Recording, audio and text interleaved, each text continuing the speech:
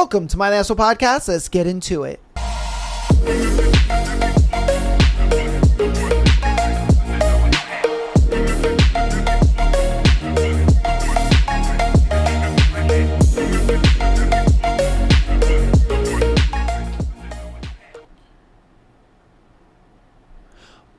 Welcome to my Asshole Podcast. Boy, is it a beautiful Tuesday episode. And if you saw the title of this episode, you guys know what we're talking about. We're going to be talking about the Ultimatum. I haven't done a Netflix show breakdown in a minute. It's been a hot minute, all right? Now, sadly, I'm kind of coming into this one a little late. I wasn't able to kind of watch it through and be able to kind of give my take before the finale, or not finale, but before the finale and the reunion came out. Obviously, now the reunion is out, and we kind of went through it. But I still want to give my takes, thoughts, things like that. I want you guys to go in the comments and give your takes and thoughts and all that kind of stuff as well. Because if I'm being honest with you, bro, this was one of the most fakest fucking seasons ever. This was the fakest season of a show that I've ever seen in my entire life. Everybody, and I mean everybody on this show was extremely performative, okay? Everybody was extremely performative. I would say the only two people I don't feel like were that performative was David, Monica, and Casey.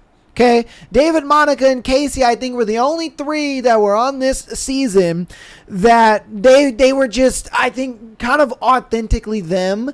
And everybody else, bro, they were just fake as fuck. Okay, they were just fake as fuck. They were like, we're on TV and we're gonna say and do anything that we can to look good. All right.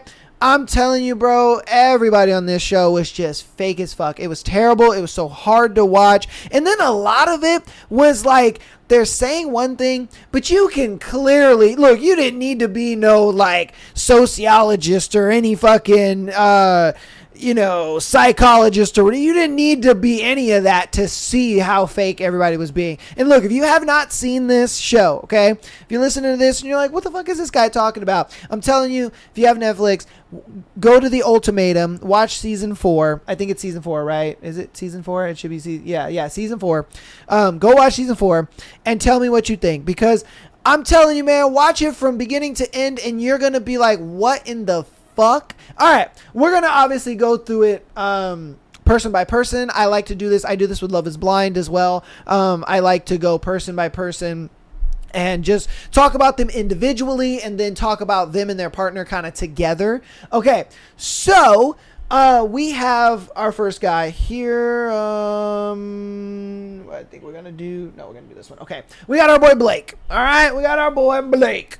And honestly, I thought Blake was a half decent dude. I ain't gonna lie to you. The problems with Blake, though, was that he fucking could not stand up to himself, to his girlfriend. Okay? He could not fucking stand up for himself to his girlfriend. It wasn't until like the end of the season that he finally stood up to his fucking evil witch of a girlfriend. So he's obviously, I think he's the one that, he's the one that gave his girlfriend the ultimatum. And so he said, look, man, I want us to get married. I want us to be this, that. His girl, had reservations, didn't really, know if this was what she wanted to do with her life, so on and so forth. They're very young. He's 26, she's 23. So she felt like, I don't know if you're really the guy that I want to be with, this and that. Rightfully so. And the reason being is because of the simple fact that when they, in the show, you come in as a couple, you then break up, you date the other people that, have come here, and you guys date and whatnot, and you find a person that you want to go into the trial marriage with, and then once you do your trial marriage, then you go back with your partner that you came with, and then you guys do a trial marriage with your partner. And so while they're doing the dating and while they're doing all this and stuff like that, anything that another guy does, Blake's girlfriend will sit there and just be like, why didn't you do that for me? why didn't you do that for me? Like, that was so inconsiderate. And he's just like, I didn't. Well, I don't know. And, I don't know what to do. And you know what I mean? And she's just laying into this dude like, no, you shut the fuck up because I'm talking. You need to understand that I need this and I need that and me. And Blake is just sitting there like, okay, yeah, sure, okay, yeah. Well, I didn't know that. Well, okay, oh well, and I'm like, bro, blink twice if you're in trouble. Because, bro, and then she's sitting there in the confessional talking about, oh, well, I made him what he is. Like, it's so fucked up that another girl is going to get what I made. Like, bro, huh? Who the fuck are you? Bro, so again, it was one of those things where for me, I'm like, this nigga needs to learn how to stand up for himself, which he did. And that's what I give him in his like growth throughout this season, is that in teaching Ashley, we'll get to Ashley later on, but Ashley is the girl that he decides to do his trial marriage with. In teaching Ashley how to stick up for herself, he, I think, then takes his own advice and sticks up for himself. And I really do appreciate that with him. I was just like, bro, you really grew. You really became a man that really took his own. And I was about that. I was like, thank you. Finally, because the way your girl was treating you in the beginning was disastrous. Oh my, and I'm telling you, you'll probably see it by like episode 2, how that girl was treating him. You know what I mean? You're like, what the fuck? Who are you, bro? It's insanity to me. So I'm glad that he fucking stuck up for himself. What I am not glad at is that the fact that he fucking he got on one knee at the end for such a horrible girl. Dude, when I was watching the last episode, right? I was like, bro, she gotta go. She's got to go. All right. You're not going to survive this relationship. I'm sorry to say it. You know what I mean? If you get down on one knee, bro, you're going to regret this. What did he do? He got down on one knee. And then we watched the reunion, and what happened? These motherfuckers are not together anymore after 3 or 4 months. And it's like, bruh. I guarantee you, anybody who watched that season they were screaming at Blake, screaming at this man. Do not marry this girl. Walk away from her. Do it. She is terrible. Anything that goes wrong, it's his fault. Anything that he says, his fault. Anything that he tries to do to fix the situation, he's making it worse, and it's his fault. Bro, oh my gosh, she was insufferable. Insufferable, bruh. It was terrible. And I was like, Blake, my boy, what are you doing? I see a man on life support. It was terrible. It was absolutely terrible, bro. Oh my God. All right. Then we get to Haley. Oh Lord. Oh my God. Dude, look, Haley is one of those girls, okay, where she's never been told no. She's a spoiled fucking brat. She's never been put in her place. You know what I mean? No one has ever like instilled fucking reality into her. And it's self-evident. It's very, very self-evident in the way that she was talking to her boyfriend as well as her trial guy. Now, look, I ain't going to sit here and defend Killian at all. All right? I'm not going to defend Killian at all. The only part I'm going to defend Killian on is the simple fact that he really didn't deserve a lot of the like personal attacks that she would give him. You know what I mean? Like, she made things extremely look, I'm all for holding somebody accountable and attacking the argument, but when you start attacking somebody's character and, you know what I mean, all these kind of things, that's a little too far. Okay, just a little too far. Now look, I agreed with her when, you know, she felt like, bro, I thought we were supposed to be trial marriaging, yet you're so hung up on what your ex is doing. You know, that I agreed with her on. I did agree with her on everything that him and his friends were saying about her. That was completely fucked up. That was ridiculous. And I'm glad that she laid in on him about that, because perfectly, he needed to be laid in on about that. That was fucked up. That was not cool. Sitting there saying like, oh yeah, we're gonna grape her and we're gonna gonna gangbanger and, you know what I mean, she's an anal slut, this and that, blah, blah, blah. We're gonna change the narrative to, like, that was not cool. Okay. That was not cool whatsoever. All right. That was not cool. They shouldn't have done that. That was not what, you know, should have gone down. I'm glad that she, you know, got in on his ass about that. Where I didn't agree was the fact that she would kind of attack his character and be like, oh, you know, like, oh, you're this and you're that. I can't remember some good examples, but if you remember, there was a time when they were kind of laying down on the, I think they were laying down in a park, or they were laying down in the grass or some shit like that, you know, and he's constantly in his phone, and she's just like, oh, wow, you know, you're always so hung up on some bitch that doesn't care about you because you're X, Y, and Z, and you're this and you're that. And to me, I was just like, whoa, bro, chill. I can guarantee you, look, for me, this would not be easy for me. Okay. I would not be able to go on the ultimatum and watch my girl, you know, trial marriage up with somebody. They're living with somebody. They're in the bed with somebody. You know what I mean? Like, there's no way I could do that. I understood Killian on that. And for her to kind of like attack him for that was kind of crazy. Look, it's not easy. Okay. It's not an easy situation to go through. So I completely understand with that.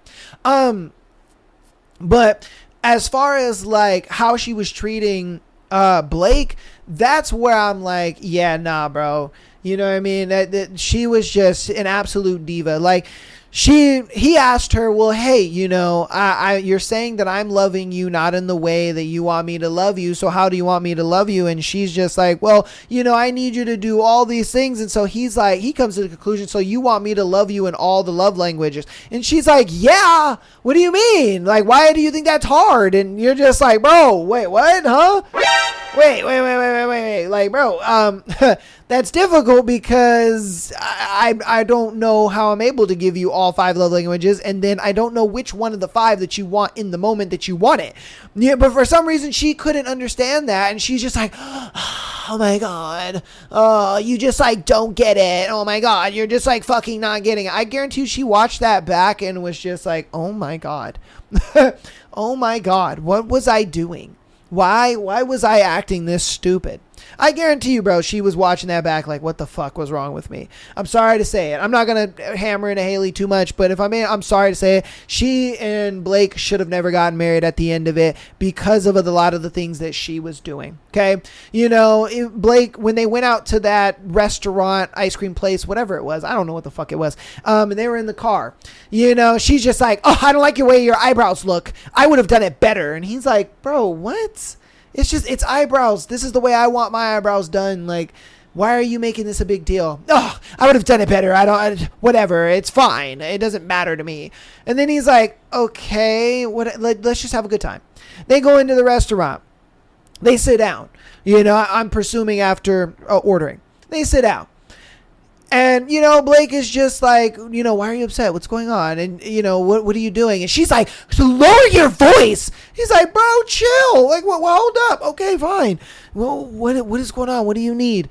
What are you doing? She's like, you're just not talking to me. And he's like, okay, well, you know, hey, what do you like to do for fun? You know, what is something? And she's like, oh my God. Oh, you're giving me the first date treatment.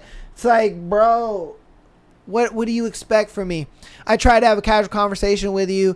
You want to throw my eyebrows in my face. I try to brush that aside and continue to have a conversation with you. I'm apparently, you know, speaking too loud for you. You know, it's just, there was too much that went on with Haley and Blake that I was just like, bro, I guarantee you, Blake was like, you know what? This is going to be very hard for me, but I'm going to have to leave her. This is something I'm not going to want to do, but it is what it is. He got there. He saw Haley and was just like, shit, son. She looks good. She looks good. I ain't ever going to get another girl like that. You know what? Fuck it. We just going to marry her. And I think that's what he did. I ain't going to lie to you. Because he had a lot of growth. Look, I don't think he was the same guy that he was coming into this. I really don't. I don't think he was the same guy coming into this. I really think that he had the growth that he needed to have. And I think he did make that decision, but then he saw her and let his dick kind of think for him and was just like, because I ain't gonna lie to you. Haley's a gorgeous girl. She's very gorgeous. And I guarantee that's why he just sat there, saw her come down them stairs and was just like, you know what? I'm gonna get engaged to it. I'm gonna just keep clapping them cheeks, and it is what it is. And I think that's why in the reunion is why he was kind of doing the like supposed fuck shit that he was doing, buying those other girls drinks and entertaining those conversations and all this kind of stuff. Because look, bro, I think he knew the relationship with Haley wasn't really going nowhere. He knew it wasn't really gonna be anything. So he looked at it like, bro, that's, I'm just a squirrel trying to get a nut. Like, get the fuck out of here, bro. So, yeah, man, I truly believe that it just was one of those things where he just really didn't want to. Yeah, he let his dick think for him in that situation. All right, on to our next two. All right, Ashley. Oh, God. She's the type of, all season, her entire theme for the season was manipulation, okay? She did anything and everything to manipulate everybody around her, but the moment somebody called her out for the same bullshit that she was claiming that everybody else was doing, all of a sudden, oh, what, I can't have feelings? Oh, what, you don't care about me? Oh, I'm like, bro, get your ass out of here, man. Because the thing is, when Blake called her out, you know what I mean? When Blake was sticking up for himself, like he was trying to teach her to do, you know what I mean? Like being an example of sticking up for himself and sticking up for himself to her, mind you. All of a sudden she wants to get defensive and upset and this and that. And it's just like, bro, sorry, I'm just telling you the truth. Sorry, I'm putting up a mirror to someone that you don't want to see as yourself. Like, that's on you, bro. I'm not going to sit here and lie to you and tell you sweet nothings like Killian does, because what Killian does is Killian sits there and he just crawls into his little sad boy ball and he's like, oh, look at me, I'm sad boy. And then she's like, oh, look at sad boy, I feel bad for sad boy, so I'm going to go ahead and I'm sorry sad boy, like it's okay sad boy, we can go ahead and, brush this under the rug and go back to doing our thing. And that's what that came down to. And that's why, since Killian would do the whole sad boy act and all that kind of stuff, nobody was ever calling her out. Nobody was ever calling her out for her bullshit. And the reason why Killian was able to do the fuck shit he was doing to her is because he would do the sad boy act and she would fall for it and they would just sweep it under the rug and move on. Nothing got fixed. And I would argue it continued to not get fixed. Bro, everybody wanted to sit there and say, oh yeah, they got back together in their trial marriage and they did so much work. No, they didn't. This was the most performative bullshit I had ever seen in my entire life. Why? Because Killian sat there, got on his computer, wrote a bunch of bullshit he didn't mean. He said a bunch of bullshit that he knew that she wanted to hear. And that's why she clocked it the first time. She clocked that shit the first time. Like, oh, bro, like, you're just saying this shit. You don't fucking mean it. And the fact that he got so defensive was just like, yep. That's exactly what it was. It was a bunch of bullshit. He was just saying a bunch of shit that she knew that he wanted to hear. Or he knew that she wanted to hear. Sorry. And that's just what it was. But then he comes back with the same shit. All right? Ain't nothing changed. Ain't nothing was different about this time from the last time that she called him out. So again, what the fuck changed? Nothing. And she just accepted it for what it is. Because again, that's what it is. He throws the little sad boy pity party. She feels bad for the sad boy pity party. And so then that's why when he came back with the same bullshit, she accepted it. Because she was like, oh, me calling him out made him a sad boy and I don't want him to be a sad boy. So since I don't want him to be a sad boy, I'm just going to go ahead and accept, whatever he has to say, even though I know for a fact that he's just saying it because it's what I want to hear and not what I need to hear. That's just what that comes down to, bro. And it was just retarded. I'm like, what are you guys doing, man? Why? Why are we doing this? Come on, bro. And so, again, I really don't think she learned anything. I don't think so. Well, okay, I'm not going to say she didn't learn anything. She did learn to stick up for herself. But even in learning to stick up for herself, she still fell for the sad boy act. You know what I mean? Like, she would stick up for herself, and then he would, resort to the sad boy act, and then the sad boy act would get her, and so then she would just be like, okay, no, never mind. I don't want to stand up for myself anymore. Let me just accept it, because I don't want you to be sad boy. And it's just like, bro, you just felt like you made this significant change and only to fall back into what you were doing previously. You know, and then you want to be over there doing the bungee jump thing, talking about, we got so far in our relationship. Oh my God, it's amazing. You guys didn't, bro. You guys didn't. All right. And then we have Killian. Killian was probably the second biggest douchebag on this season, if I'm being honest with you. He was second, obviously to Mr. Too Cool for School, Idris. Killian was one of those dudes where you can tell he's that type of guy where he just thinks he can do no wrong. You know what I mean? He thinks that whatever I do and say and anything like that, I'm right all the time. I am never wrong, and if you call me out for being wrong, well, I'm just going to gaslight you until you think that I'm right. And that's really what that is for him. He did that with Haley. He did that with with Ashley. You know, he did that with everybody at the table when he got called out in the reunion, and then he gave some fake ass apology and stuff like that. Like, bro, you still didn't take accountability, and that's why the black Asian girl, I can't remember her name, something Grace, she had to step in and be like, I didn't hear a fucking sorry. I didn't hear a fucking sorry, bro. You know what I mean? It took everybody on the panel calling him out in order for him to say sorry.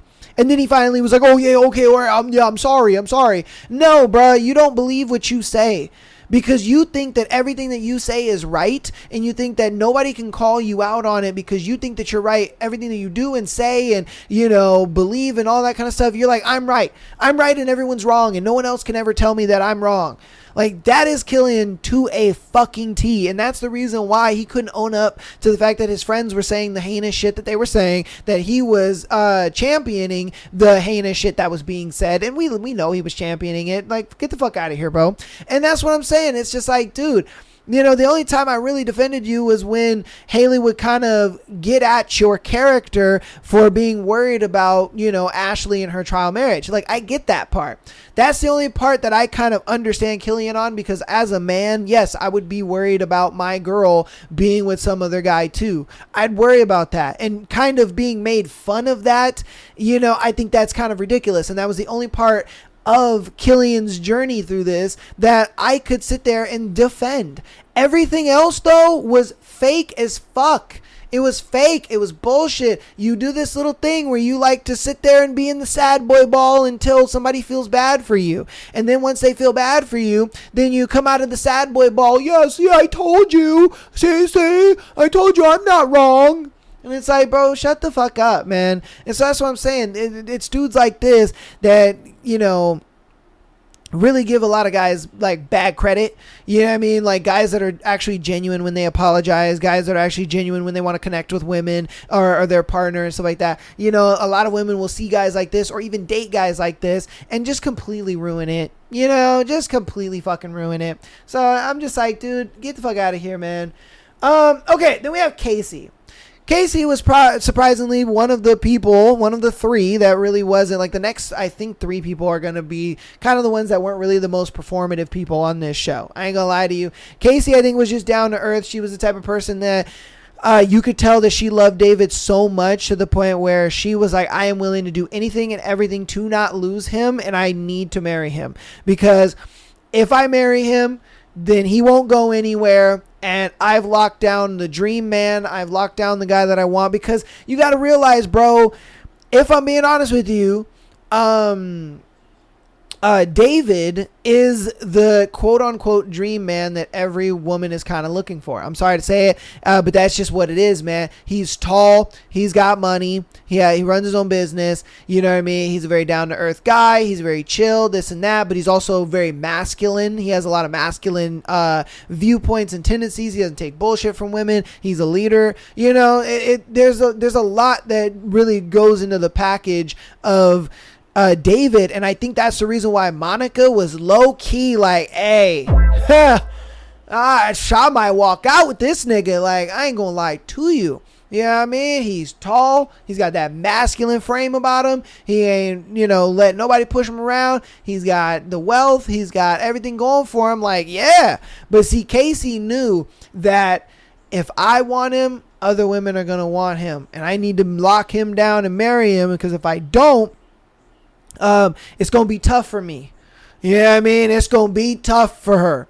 And so I think that's the whole reason why she was just willing to do anything and everything to keep this guy. You know what I mean? Willing to do it all. She knew that she had to pull out all the stops. I guarantee you, in that trial marriage, bro, she was laying it down on that boy, because she knew.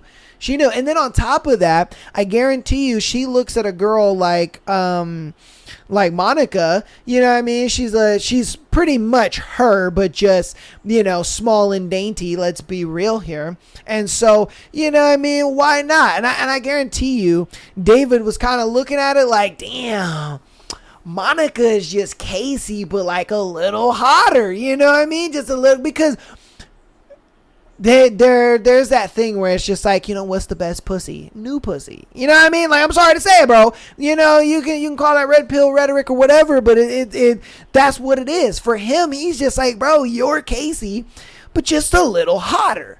Let's be real, bro. Casey's the type of girl where she's makeup pretty, okay? She is. That girl's makeup pretty. When in the scenes that you see her without makeup and she's kind of just flumping around the apartment and shit like that, you are kind of just like, ah, damn. I'm sorry to say it, but it's just like, you were kind of like, oh, okay, shit. I can see why, David would have some prying eyes, you know what I mean? But yeah, so like I said, there's not much to say about Casey, because she was very quiet. She was very timid. I think she really didn't need to learn anything, or didn't want to learn anything, because she knew. She had her eyes on the prize, and that's what that was. Yeah, she had her eyes on the prize, and that's what it was. Okay, so we have David. So for David was that guy I think that all the girls were gunning for. Okay? I think all the girls were gunning for David. It doesn't matter who it was. I think Haley was gunning for him. Ashley was gunning for him. I can't remember the other girl. I can't remember her name. We know Monica was gunning for him. Alex, that's her name. Alex was gunning for him. So, I think a lot of the girls were really gunning for him. They were like, we want that guy. That guy, he's the one. Especially Haley. Haley really wanted her some David. But see, I think what made him choose Monica over Haley was two reasons. One, he kind of saw that Haley was already she was already just so enamored by Killian. You know what I mean? I guarantee you Monica was a second choice. Okay? Because this nigga was fighting. I mean fighting for Haley. All right? When Killian when they're sitting at the table and they have to choose who they want to be in the trial marriage with, okay? Killian stands up and he says all these nice things about Haley. Oh, she's beautiful, she's funny, she's great to get along with, she's got all these qualities, so on and so forth. Who cuts in right after, before Haley can say anything? David does. David's like, oh yeah. All those things, but we also connect because Haley and I got the same childhood, man. We got that trauma going on. You know what I mean? We trauma bonding out in this bitch. So it's a lot deeper with us. It's deeper. We got that deeper connection because of our childhood, bro. And I think Haley was smart enough to know, David is great and he's what I want. But I'm not going to sit here and trauma bond with somebody, because those relationships do not work. They're not relationship frameworks that should work. You know what I mean? And I think people who get into those kind of situations and scenarios are just kind of doomed to fail, because the thing is when all you have is trauma bonding or trauma, it's like all you're going to do is seek more trauma to bond over. You know what I mean? And that's not good. Why would you want to seek more trauma in your life just so you could be closer to your partner? Like, you want to seek a partner that doesn't have as much trauma, or doesn't have any at all, and they can look at your trauma objectively and help you through it. And that way, when you are experiencing traumatic, instances and happenings and things like that, you're able to look to your partner and say, hey, I am dealing with a lot of trauma and anxiety right now. I really need your help. And they're able to kind of see it clearly.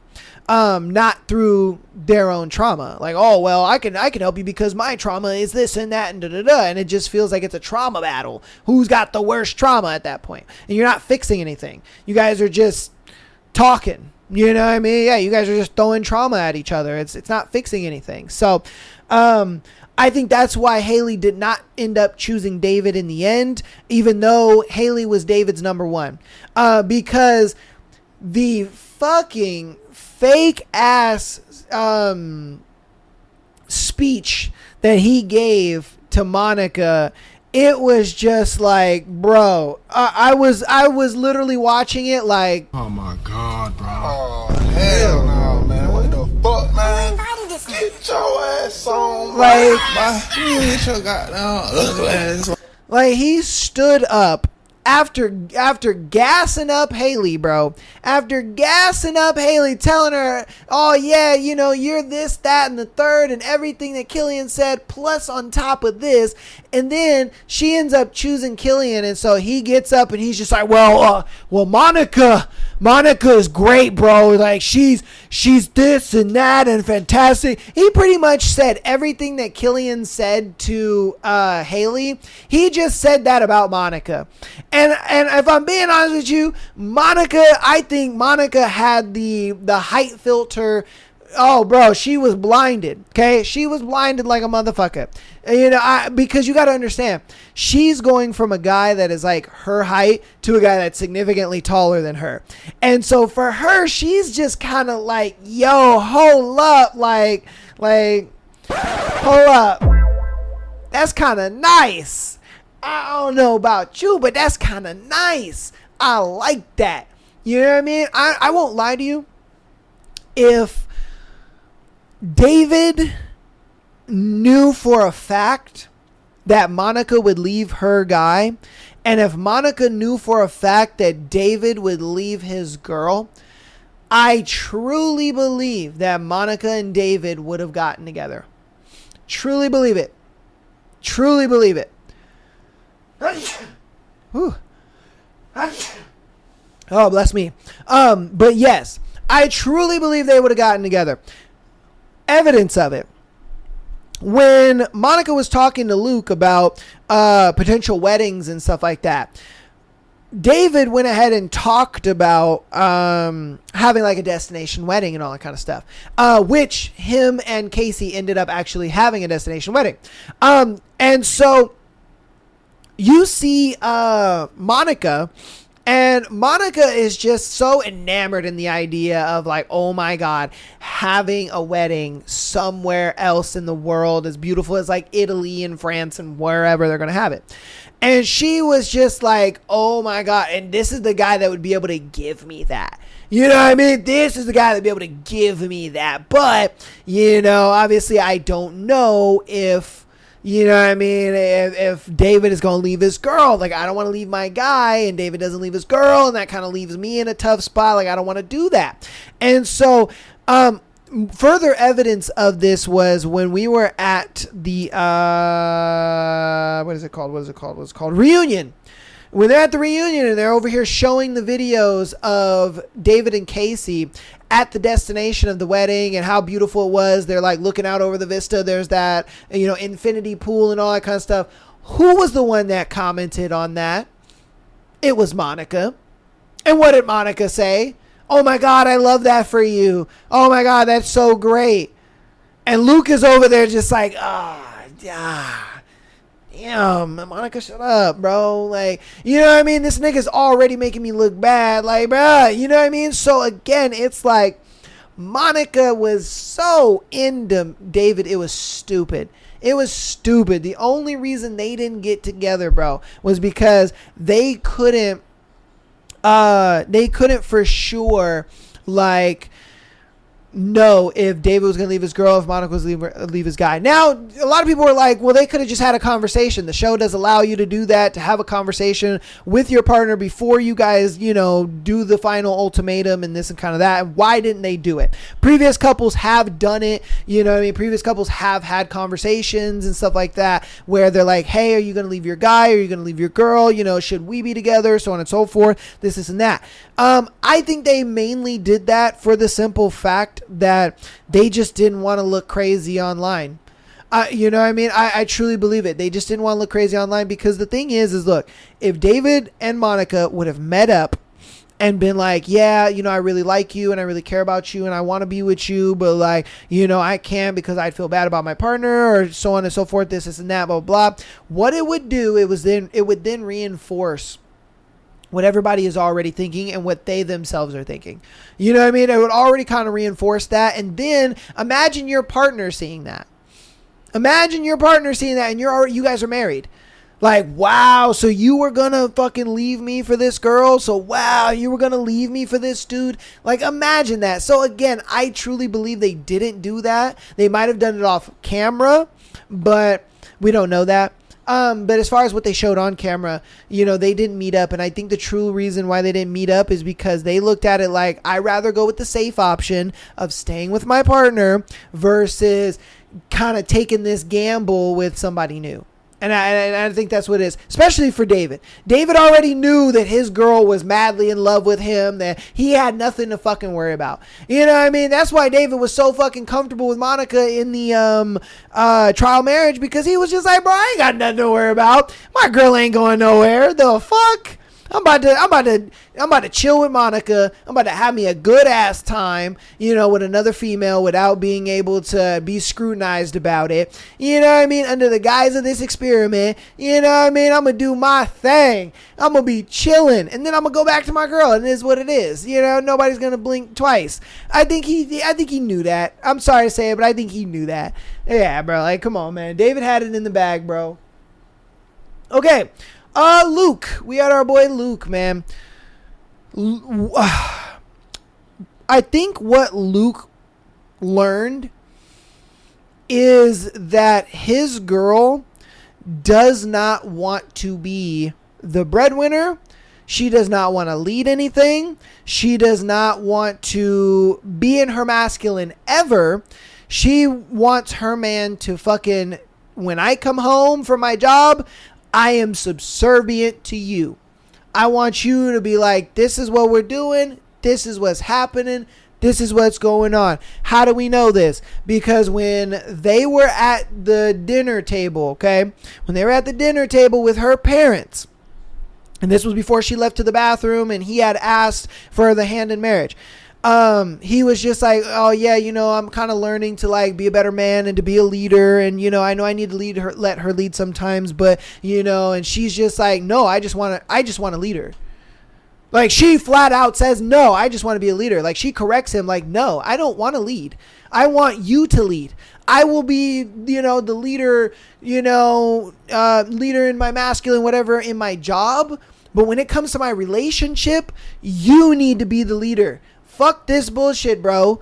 And that's why they were having the conversation on the couch when they started their trial marriage, where she was just like, I'm tired of you being like, oh, since she's got it, then that's cool. That's fine. I'm not going to check up on her. I'm not going to see if she's okay. I'm not going to, help her out or further anything like that. Like, she's like, I want to be led. I don't want to lead. I want you to do that. I want to relinquish that to you when I am at home and in the comfort of our relationship.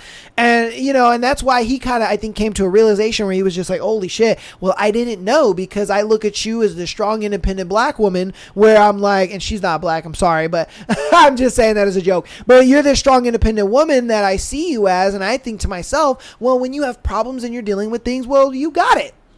You got it. You can do it. But that's not what she wants. And I think he needed to learn that. He needed to understand that, bro, she doesn't want you to be the breadwinner. She wants you to be the leader. She wants you to tell her what to do and how to do it.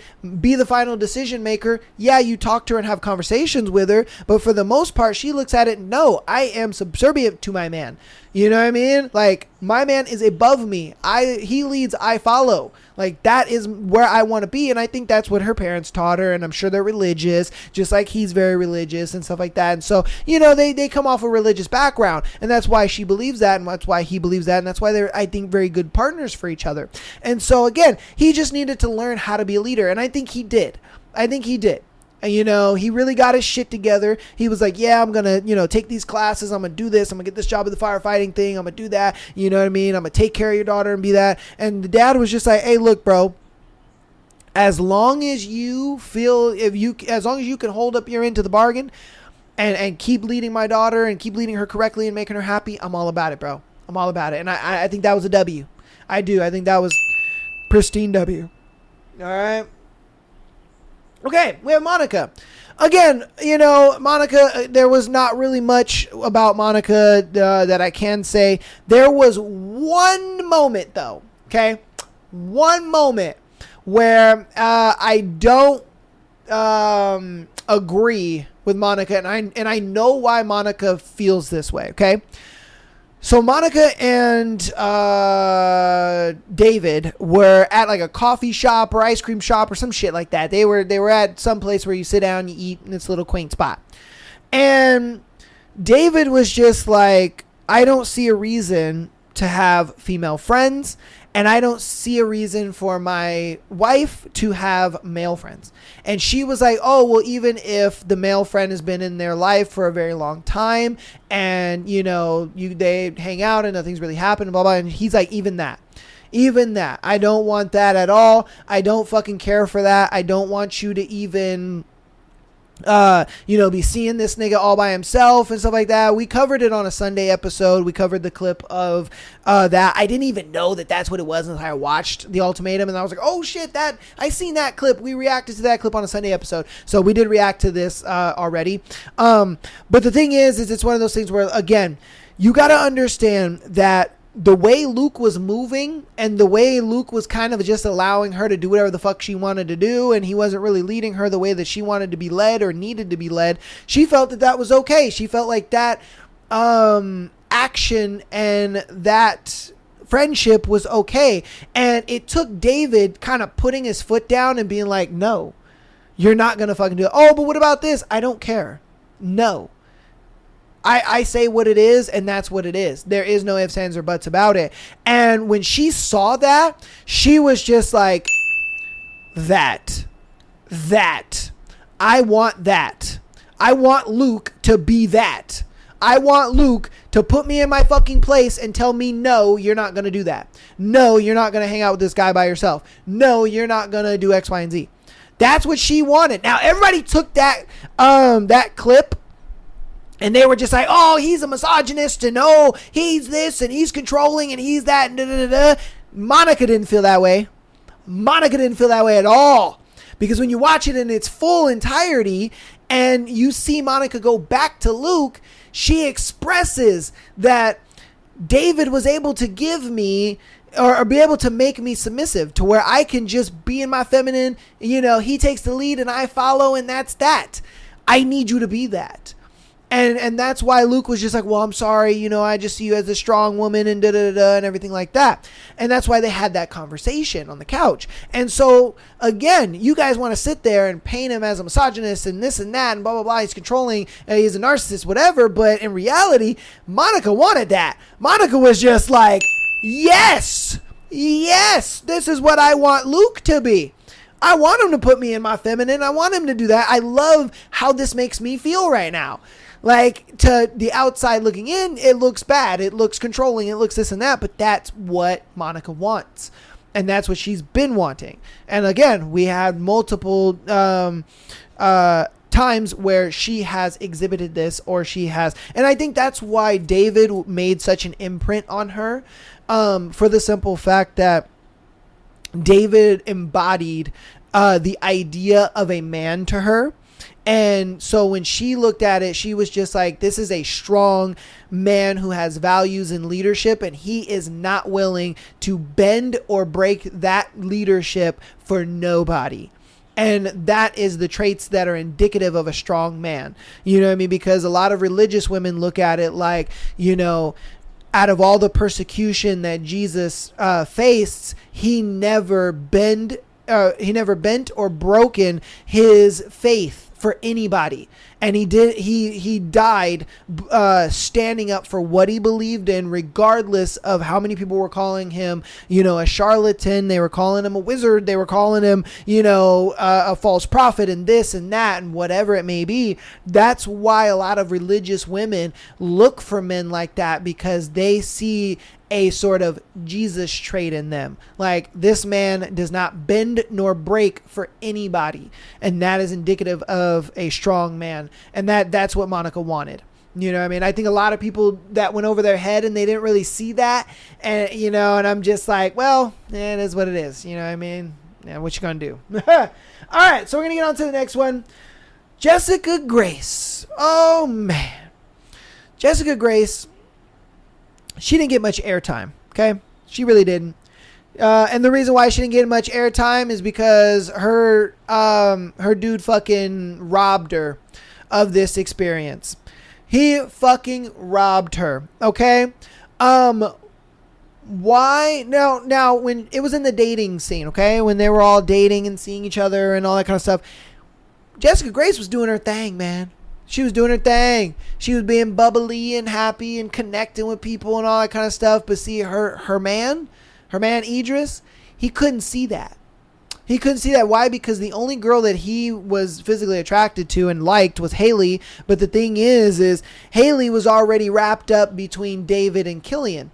So he couldn't really squeeze his way in with Haley. And why do we know this is because of the simple fact that there was a time where I think it was like at the end of like the dating phase area. She is talking to David and Idris comes over and he's just like, hey, can I like steal her real quick? And he's like, oh yeah, no problem, bro. No problem. Go ahead. You know, and Haley's just like, oh, I'm being stolen away. Like, oh my God, whatever. Idris then takes her to another chair. And I forgot what he said, but he said something and it's just absolutely cringy and she's laughing. And he's just like, oh, why are you laughing? Like, you're not laughing with me, you're laughing at me. And she's like, yeah, dude. Yeah, I am laughing at you. Like, what the fuck? Like, you're extremely cringy, bro. And so I think that was the turning point for him to say, you know what? None of these girls like me. None of these girls like me. And I guarantee you my girl is connecting with other guys. So what I need to do is I need to just go ahead and engage my girl and get the fuck off this show. And that's exactly what he did. Is he sat there, did the fakest fucking proposal I'd ever seen in my entire life. This is what he did, okay? For you guys that didn't see it. This is what he did. He got up. Okay, it was Jessica Grace's turn to talk. Okay, this is at the table where everybody is choosing who they want to be in a trial marriage with. Okay, they got to Jessica Grace. They asked her, who did you connect with? And she was like, oh, you know, I connected with a lot of the guys here. A lot of the guys are really great. I really like Luke. Luke is somebody that I can really see myself with. He's down to earth. He's a good guy, this and that. She did connect with another guy, but I don't remember who it was that she connected with. But she did connect with another guy. And it was one of those things where all you see is Idris get up.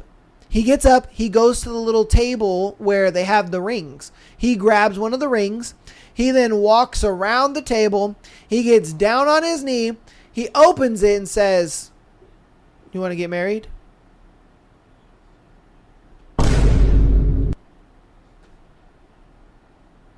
Hey, yo, what the fuck? Bro.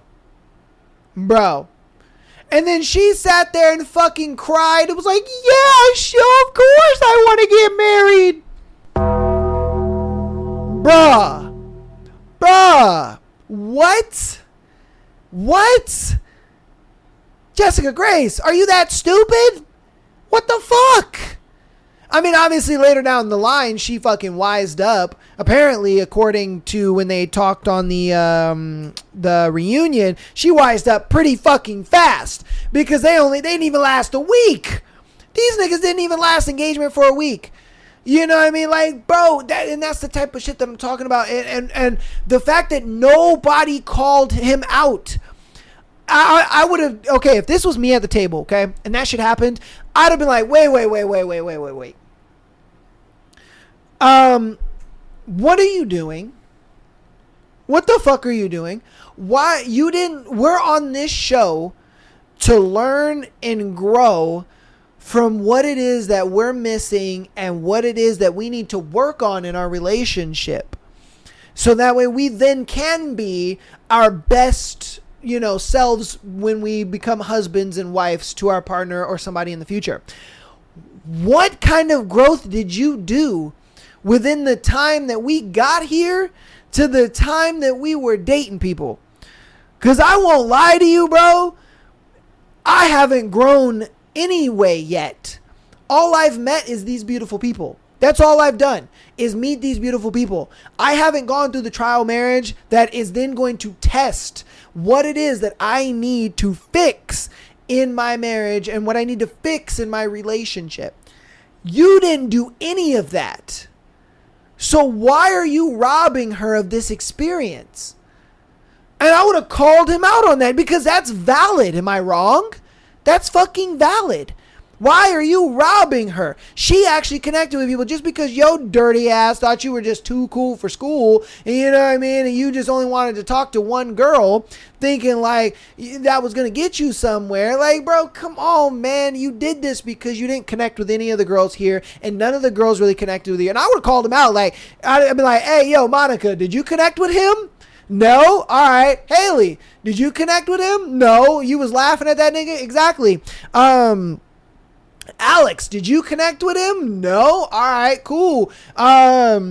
What's the other girl? Casey, did you connect with him? No, we didn't even talk that much. All right, well, you know what I mean? Monica, did you connect with him? No. So it's like, bro, none of the girls connected with you, and that's the reason why you jumped the gun and got this fake-ass proposal to your girlfriend. Like, it was terrible, bro. It was terrible. She was robbed of this fucking experience. Robbed of it, man. Why? Because he sat there and couldn't fucking stand to watch his girl talk about other guys in a good light. You know what I mean? Like, bruh, terrible. And the fact that, like, Jessica Grace said yes, I'm like, baby girl, no, you ruined yourself. You know what I mean? You absolutely ruined yourself. And then we have Idris. Idris is one of those guys. He's a very pretentious, pompous, I am too cool for school, I am better than everybody else kind of guy. And you can tell because that was his entire demeanor in the first 2 episodes of the show. That was his entire demeanor on the reunion. I ain't gonna lie to you, he was a real nigga in the reunion. I ain't gonna cap to you. The only flowers I can give Idris on was in the reunion when he was just like, yeah, I fucked you. We were broken up and I fucked you. I put my penis in you and I nutted in you. I was just like, let's go, baby. Finally, somebody being fucking real on these damn shows, because the pretentious fakeness of these shows kills me, bro. Kills me, man. Everybody is so hard, so trying to be like this perfect model person. Fuck that. Fuck that. I'd rather be the bad person that tells the truth versus being the fake pretentious person that shows up on my TV screen. Fuck that. So I give him flowers on that.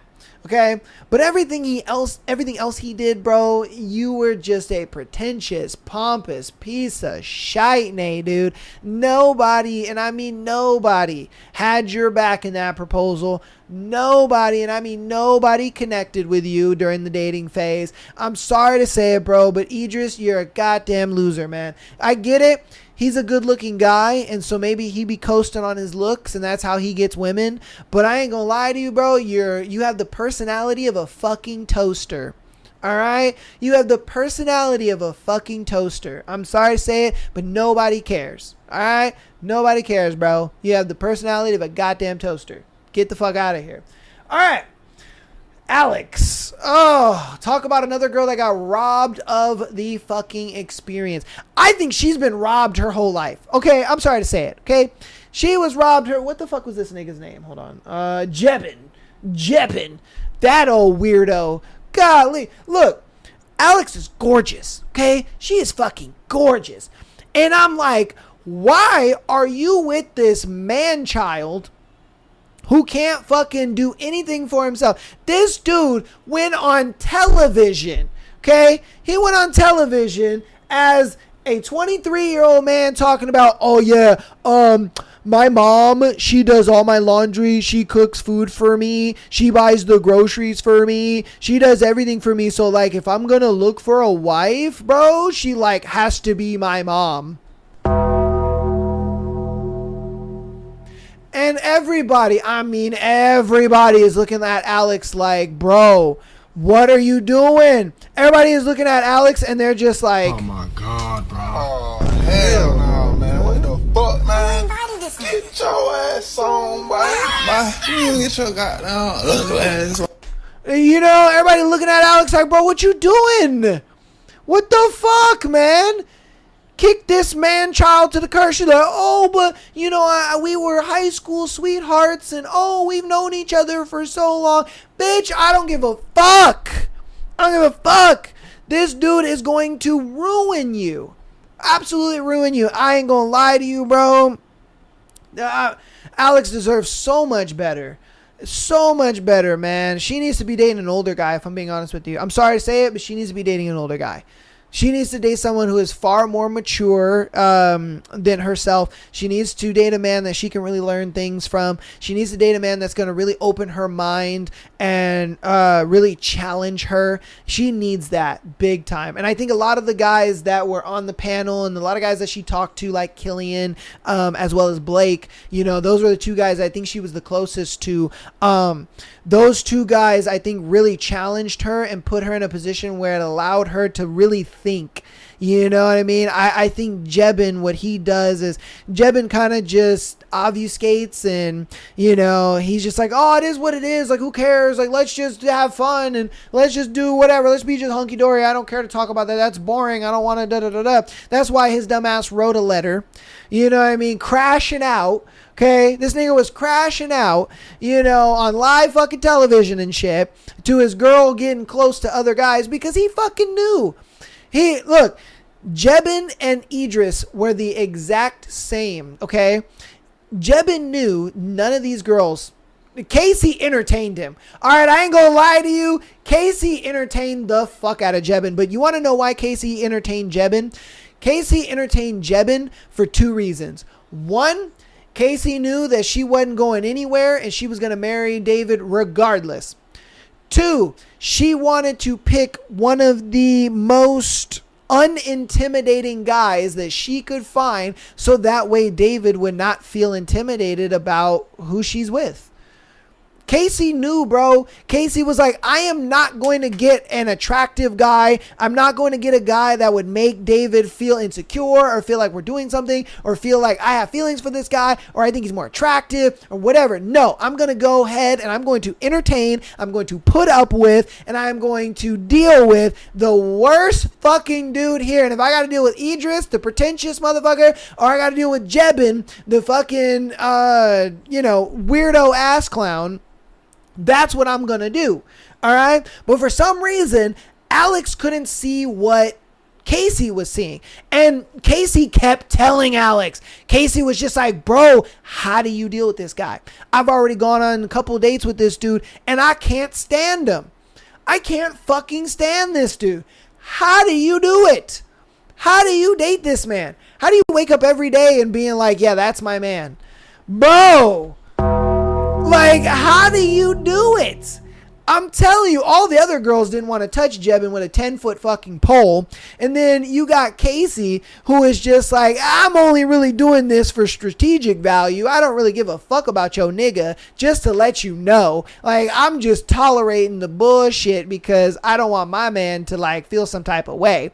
So it's like, bro, look, I'm glad that Alex decided not to continue her relationship with him. I am so glad that Alex decided, hey, you and I ain't working out. You are far too immature for me. I need a man who's far more mature. I need a man who is going to challenge me and teach me things. And I think that's what she learned with Blake and Killian, is that she learned that I need a man that's going to challenge me. I need a man that's going to, you know, be able to teach me some things. I need a man that's going to be able to guide me and teach me like what it is to actually, because you could tell she's the type of girl, she probably lost her virginity to Jebin.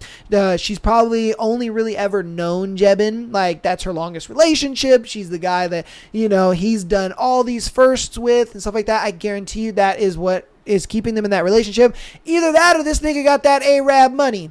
All right. It could be both. It could be both, because I ain't gonna lie to you, when I was first watching this, I was like, this nigga got Arab money. You know, this nigga over here got a Versace belt and all this shit, and the way he dresses and stuff like that, he just looks like he comes from money. You know, either that or he's fake flexing. I don't know. He could be fake flexing. I don't know. It's one of the three. Okay. It's either she did all her firsts with him and, you know, she couldn't really like get past that, or this nigga's got money, or he fake flexing. I don't know. And she just doesn't know. You know what I mean? Like, she kind of perceives him as rich, but he's not really rich, but she doesn't really know that because, you know, there's always money. There's always, you know what I mean? Something. He's always able to take her to do something and buy her something. You know what I mean? So I think that's what that came to. But yeah, she was definitely robbed of the experience. Why was she robbed of the experience? Because of this fucking goober right here. All right? Because of this fucking goober right here. And it's one of those things where, like, look, you can even see in his picture, okay, you guys can't see it on screen, but, you know, nigga wearing Jordans, you know what I mean, with a fucking LV belt, you know, so it's one of those things where it's like, you can tell he's one of those guys that he's very immature because he's never had to grow up. He's never had responsibilities a day in his life. He's never done something and the consequences fall on him. You know what I mean? I guarantee you his parents always take all of his consequences. They always take on the burdens. They always do everything for him. They coddle him. You know, they put him in a position where he just doesn't have to do anything, and that's created the guy that you see now, where he's a weirdo. He doesn't know how to talk. He doesn't know how to communicate to nobody. He's just... You know, he thinks he's funny and he's not really funny. His laugh is fucking atrocious and every girl is literally just like, bro, oh my God, shut the fuck up. You know what I mean? He's just one of those guys that's like, I'm sorry, but you need to be single so you can do a lot of self-reflection. That's what that comes down to. First, you need to go to the gym, skinny ass slim gym. Like, what the fuck, bro? But again, that's what it comes down to. It's like, you need to go to the gym. You need to learn what it is to actually be a man and take responsibility for the actions that it is that you have put yourself in. You need to be able to learn leadership skills in order to be able to lead a relationship and lead a woman. And then on top of that, you know, you just need to get out of this child mindset, bro. You know, and what I mean by child mindset is sitting there saying, oh, my mommy makes all my food. My mommy washes my clothes and she does this and she does all this for me. And it's like, bro, what are you doing? You can't do anything for yourself. You can't cook. You can't clean. You can't do anything for yourself. Why? You admitted it on TV saying that, oh yeah, the girl that I get with, yeah, she's going to have to like be my mom. Bro, what the fuck are we talking about here? So he just needs a lot of work. And I don't think Alex needed to be the woman to sit there and take on that brunt of waiting for him to, and I say this all the time, okay? He is a great example of guys will go through life, right? And they will know what they need to do in life. And they're like, okay, I need to get to this, goal. I need to do these things. I need to do that. I need to be this guy. I'm going to work at it. I'm going to do what I got to do, okay? And they're on their way. They're doing what they got to do. They're working all these hours. They're making good money. They're doing this. They're doing that. They're taking care of themselves, whatever the case may be. Then they get a girlfriend. But they're only in the midway of their journey. But because they got a girlfriend, they look at it like, I must be there. I must be done. I did it. You know what I mean? Because you got to realize guys do a lot of self-improvement, self-reflection. They work on themselves, become better men, become better leaders. They do it for women. They do it so that way they can be in a relationship eventually. That is the reason why men do these things. And so the reason why I know that when men stop doing those things is because they get into a relationship. It's the simple fact that they don't keep pursuing the things that make them attractive to the woman in the first place. Why is the woman going to get with a guy like this? Potential. She looks at it like, wow, this guy's on his mission. He's doing his thing. He works so hard. He's ambitious. He's got all this going on. Like, this dude's got so much potential. Hell yeah.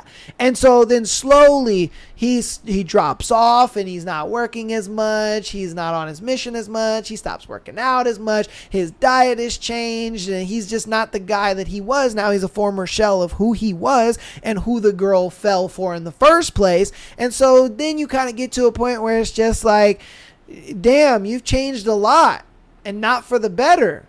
Damn, this kind of sucks. Like, never mind, I don't want to be with you. And then the guy sits there, what? One summer evening, this nigga gets a nice cold glass of lemonade and he's just like, huh? What? Why are you breaking up with me? What's going on? This lemonade is good, but what the fuck? And she's just like, I can't do this anymore, bro. You're not the guy that I fell in love with. You're not the guy that you were, that I saw that had so much potential, that I saw that had so much ambition, that I saw was going places. You're not that guy anymore. And so since you're not that guy anymore, I need to leave. And that's what Jebin is. Jebin is that. Jebin is one of those guys where he had all this prospect, he had all this going for him, and he just looked at it like, why am I going to do any of that? I have a girlfriend. You see what I mean? He looks at it like, because I have a girlfriend, I don't need to go to the gym. I can just be a skinny loser. I don't need to, learn how to cook, clean, do my own laundry and all this kind of stuff, be my own man. I have a girlfriend, and my girlfriend is okay with my mom doing these things for me, And so he doesn't see a reason to improve. He doesn't need a reason to improve. He's just like, I have a girlfriend. Why the fuck do I gotta improve? I don't have a girl. I have a girlfriend. I don't care about improving. She likes me the way that I am. I'm good. I don't have to do anymore. And so again, that's the bullshit right there. All right, that's why Jebin didn't work out in with Alex, and that's why again, he crashed out the way he crashed out, because none of the girls gave a fuck about him. I think he saw through Casey. I ain't gonna lie to you, because she really wasn't hiding the fact that she was kind of through with that nigga. I ain't gonna lie to you, she really wasn't hiding the fact. But again, I think he saw through the fact that Casey didn't want him like that. He didn't want him. She didn't want him like romantically. And so I think he felt some type of way about it and was just like, man, my girl's going to start connecting with all these dudes. And, if she decides to leave me at the end of this, well, guess what? I have to improve, and I don't want to improve. You know what I mean? And it's self-evident in the, what's it called? It's self-evident in the reunion where he still really didn't change much. He was still that same guy. He was still that type of dude. And even Nick Lachey or Nick and Vanessa were just like, bro, you're going to have to do some kind of changing. You know what I mean? And he's like, oh yeah, I'm into this and that. And it's just like, all right, bro. Trust me, he's going to come to head. He's going to realize that he needs to change. But that's going to go ahead and be today's episode, man. Hope you guys enjoyed the breakdown of the Ultimatum Season 4. If you haven't watched it, definitely go watch it and then watch this episode again, and you'll kind of understand everything that I'm talking about. If you've already seen Ultimatum Season 4 all the way through, let me know down in the comments what you thought. Your thoughts on everybody, all the cast members and everything. I love doing this kind of stuff. We're going to probably do Love is Blind UK. I know they had a new season for that, so I'll probably do that next. But yeah, man. I usually like doing this for TV shows. I love trash TV, so you know what I mean. Whenever I get to kind of break down trash TV, it's nice, and it's good because it keeps me sharp, And I called a lot of the bullshit in this season. I was literally watching this and dissecting it as it was going down, and I'm just like, oh my god! I'm telling you, this was probably one of the fakest, pretentious, worst season of my entire life. I wish the time that I can get back watching this, I wish I could get it back because it was terrible. Fucking terrible. Worst season ever in my entire life, but hey, it is what it is. But But yeah, that's going to be that. I love you guys all. I'll see you on Thursday where we're continuing our book. And yeah, man, I'll see you guys on Thursday episode. Love y'all. Peace.